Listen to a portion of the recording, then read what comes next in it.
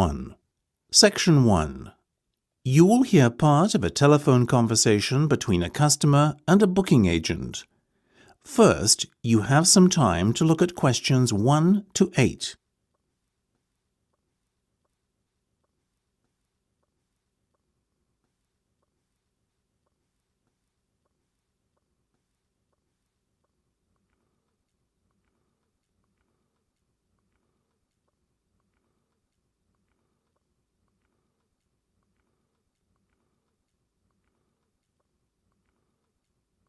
You will see that there is an example that has been done for you.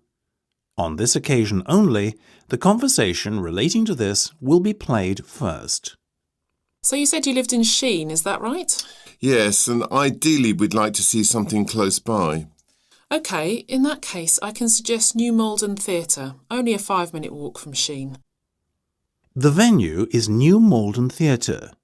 So you write New Malden Theatre in the space provided. You should answer the questions as you listen because you will not hear the recording a second time.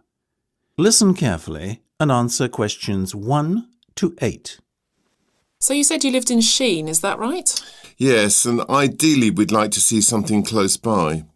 OK, in that case I can suggest New Malden Theatre, only a 5-minute walk from Sheen. Perfect. What's on there at the moment? Well, there's a matinee show and an evening show.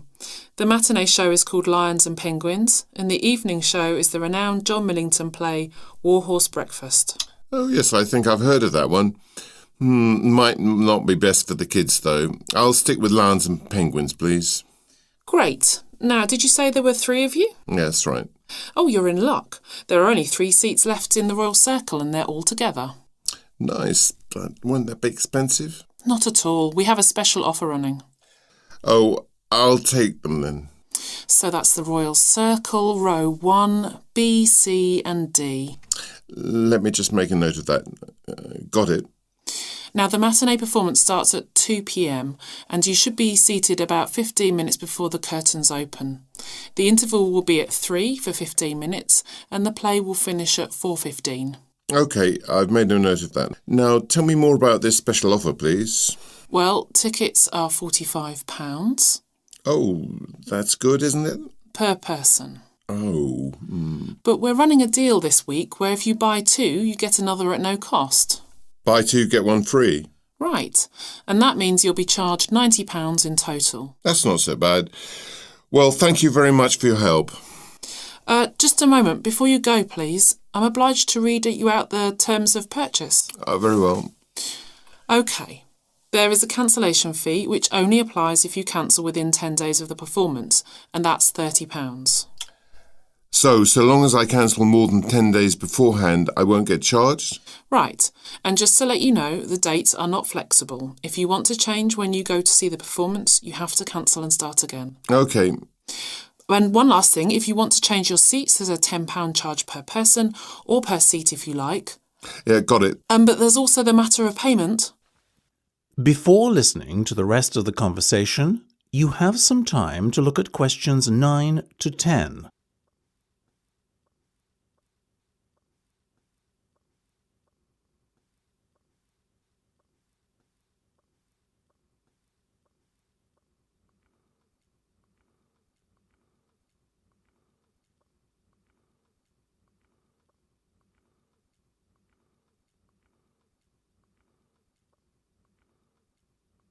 Now listen and answer questions 9 to 10. Oh, of course, sorry. I completely forgot. Will you accept a cheque? Yes, that'd be absolutely fine. You can make it out to Star Theatre Bookings. That's Star, S-T-A-R-R, Theatre Bookings. It's my surname, not the word, so don't forget 2 R's. OK, 2 R's. And just write the booking reference on the cheque to help me match the payment to your entry on our system. Of course. It's BUKTHTR14582. That's BUKTHTR14582. Great. Thanks ever so much. You're welcome. Now, I won't keep you any longer. You seem in an awful hurry. Yes, sorry about that. I am. Thank you. Bye-bye. That's the end of section 1. You have half a minute to check your answers.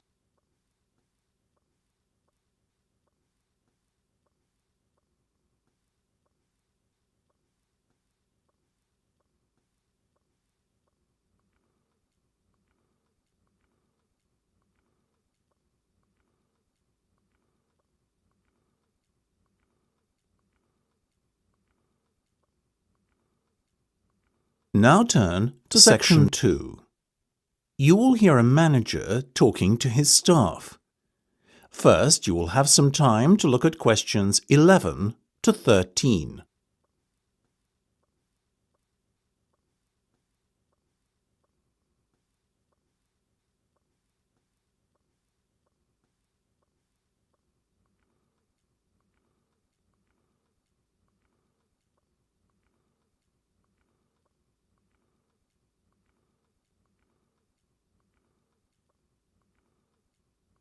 Now listen carefully and answer questions 11 to 13. Now, if I can have everyone's attention a moment, I have some announcements to make. First of all, we've just received the results for 2011 from head office, and I want to congratulate all of you for another highly successful year. Once again, the online sales department has outperformed the rest of the company. This literally wouldn't have been possible without you. Sadly, after taking a hit in the stock markets, our investment arm, investment traders, is down at the bottom of the pile. But then these are hard times for the stock markets, and a poorer than normal performance was to be expected. A little more surprising is how well the retail sales department did. Indeed, if it continues to perform like this, it will threaten the second most profitable arm of the business, design. But for the moment, it must content itself with third place. As for profits in the wholesale division, well, they've stayed pretty static at around £500,000. Overall, the message coming down from head office is, keep up the good work. Before you hear the rest of the discussion, you have some time to look at questions 14 to 20.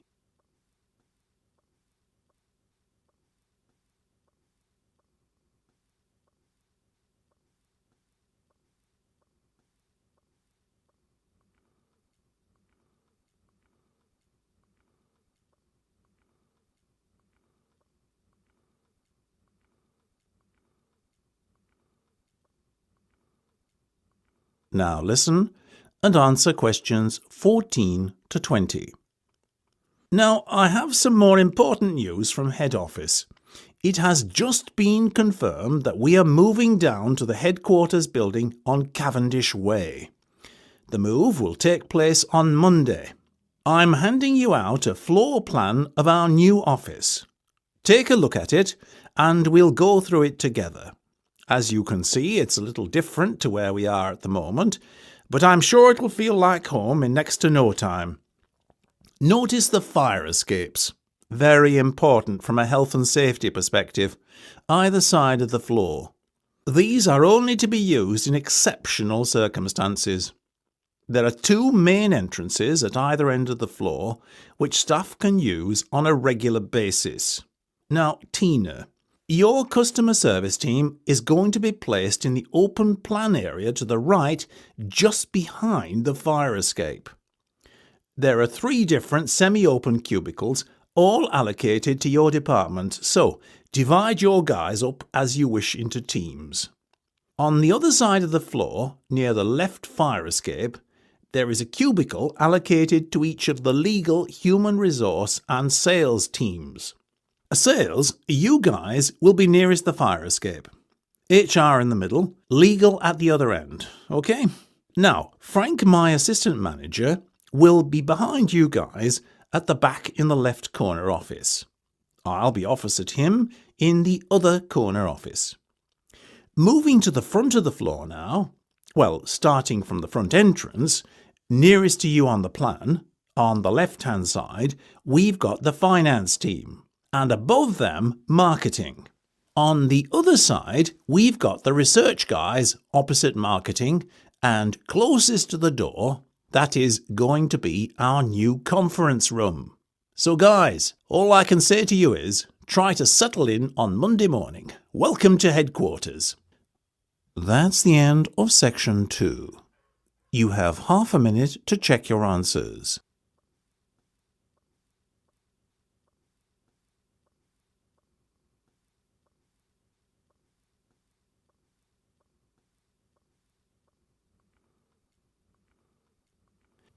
Section 3. You will hear a discussion between 3 students and their lecturer. First, you have some time to look at questions 21 to 26. Now turn to section 3.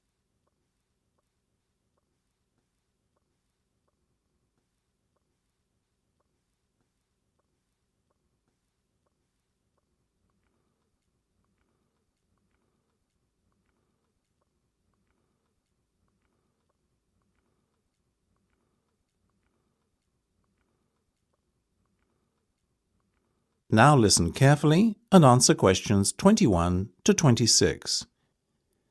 That's right.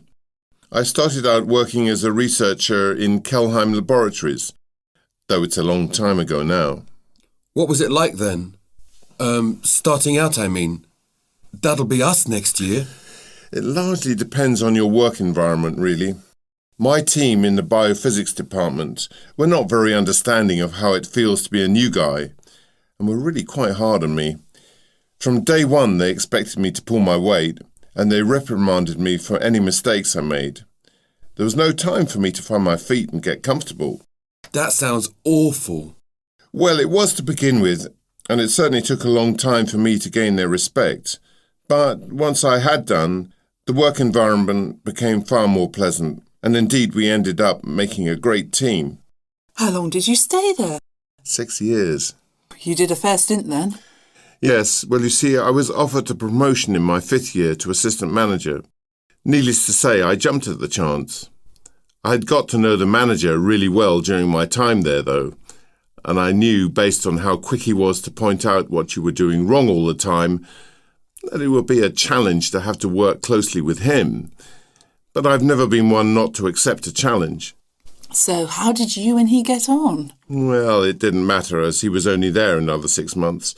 He took early retirement on account of a heart condition, and before you knew it, there I was, managing the entire operation. Was that difficult for you? Not at all. I was very fortunate to then be managing the same team as I had been part of for so long. They were at ease with me and the way I did things, so the department functioned really well for a time. Only for a time? Yes, until I got into a dispute with the directors. You see, being new to management, I'd never dealt with directors or the like before, and their expectations were just not very practical. They had their head in the clouds, if you ask me. Anyway, they expected me to get instant results in our lab work.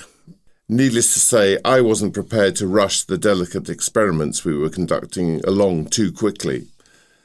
I stood my ground and made it clear that I had no wish to pressure my team, and that, in my eyes, they could have as much time as they liked to find out what they were looking for. This didn't go down too well with the directors, and they got rid of me. You mean you were sacked? In a manner of speaking. Well, they told me to leave of my own accord or I would be removed. I left. And is that when you started to lecture? Yes, and I've been doing it ever since. When I first arrived, Dr. Michael Stout was still a member of staff here. You mean the programme director? Well, he wasn't back then. I have Michael to thank for showing me the ropes. He was very considerate of the new faculty members and assisted me no end. And now, here I am, 20 years a lecturer. How time flies. Well, sir, we're very glad to have you as ours, that's for sure. Yeah, you make all the stuff sound so interesting, unlike some of them. Couldn't agree more. Honestly, I almost fall asleep in the other classes. Now, come on. I'm neither that good, nor are your other lecturers that bad. Before you hear the rest of the discussion, you have some time to look at questions 27 to 30.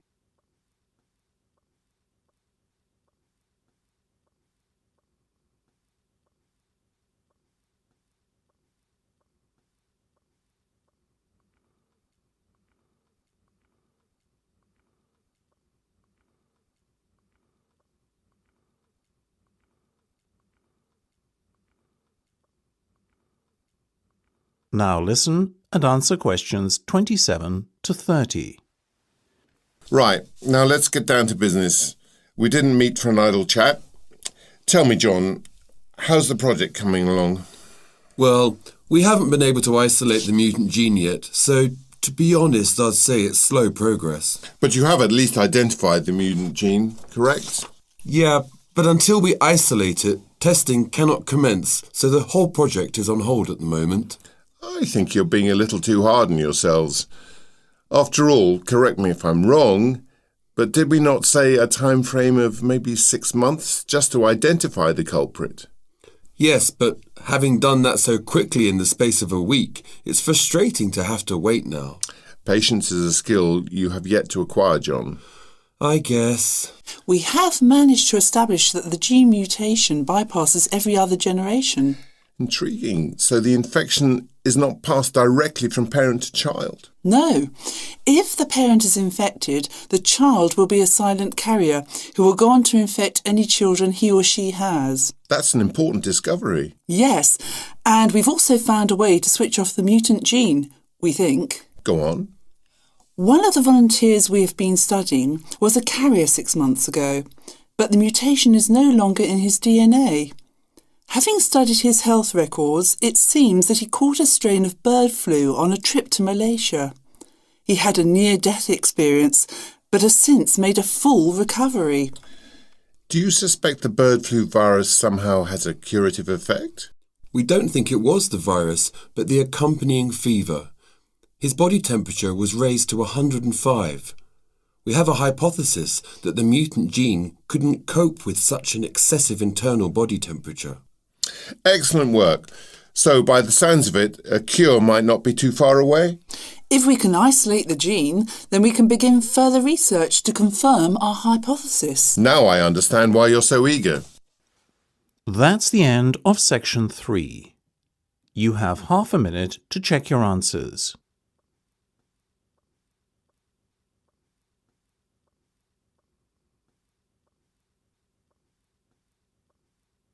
Section 4. You will hear part of a lecture about the process of conducting a small-scale archaeological dig. First, you have some time to look at questions 31 to 40. Now turn to section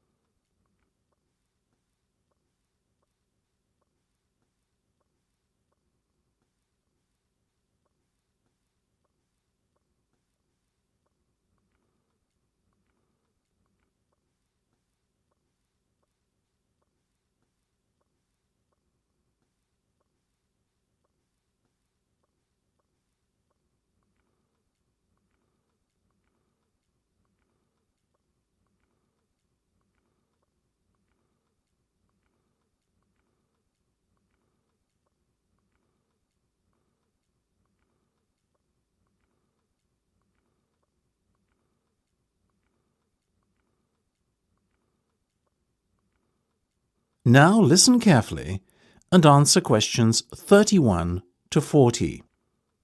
It is encouraging to see so many students here after hours to attend what is an optional lecture. I am very heartened. Thank you all for coming. Today's lecture is about bringing what you have learnt to life, or at least showing you how to bring it to life, or put it into practice. If you are truly passionate about archaeology, you will not wait until your first official dig or field trip with the university to get started. Why? Because it is so easy to do one yourself. Every weekend, each and every one of you can be going out scouting the land for potential dig sites and conducting your own amateur digs to gain what would be priceless on-site experience, which will stand to you if and when you qualify. So, my goal for today is to show you what you need to do. And it is really quite simple. So, let's start with the obvious. First of all, you have to identify a suitable dig site. The best way to go about doing this is by surface collecting. or walking around an area looking for things out of the ordinary. Ideally, you'll look to find a midden, that is M-I-D-D-E-N, an archaic term for a refuse site. Remember, dumps are a feature of modern existence. But in the near and distant past, people would simply dig a random hole and designate it as the spot to throw rubbish in. And that's your midden. Alternatively, if your surface collecting doesn't yield many finds, consider asking the local people of the area what they know. Sites are often found by word of mouth. Or if that doesn't work, use the state files. Remember, they are normally only ever open to qualified archaeologists, so you, the students of UCD, are in a very privileged position indeed to be able to access them. Now, once you have found a site with some potential and collected some surface finds, it's time to evaluate what you have collected. The objective is to identify the area of your prospective dig site, which was the most densely populated, as this will yield the best results come dig time. Clean and categorise each surface artefact you find. Separate the modern trash, the unidentifiable items, the ceramics, the bone and shell tools, etc., and then begin the process of cleaning the finds you think are important. Use plain water, as washing detergents can damage delicate pieces and cause etchings and the like to vanish. A soft brush will remove encrusted mud from any crevices quite effectively too, so please avoid scratching or picking at finds for obvious reasons. Now, having done this groundwork, you should be in a position to pinpoint the area which is likely to produce the best results, and therefore ready to start your dig. Borrow equipment from the faculty here if you do not have the right tools at home. We are always happy to assist students who show an interest in conducting archaeological work in their free time. You will need a trowel, flat blade shovel, dust pans, assorted brushes, measuring tape, folding sticks, plastic bags in assorted sizes, markers, a clipboard, line level, string, stakes, gloves, and fluorescent survey tape. And most important of all, a screen. You can make a DIY box screen pretty handily. You'll need 4 planks of wood, cut to measure, either to fit together as a square or rectangular box. Make the box frame out of these using L brackets. Attach a 1/4 inch mesh frame to the base of the box using heavy-duty staples or nails. If you are going to sift by hand, then design your box to 2 foot by 4 foot dimensions, A, because it is easier to handle, and B, because it will fit neatly on your table. If you plan on fabricating a larger sifting device, then I would recommend a 6 foot by 4 foot screen. That's quite big enough. Now, with your tools in hand, it is time to start the dig proper.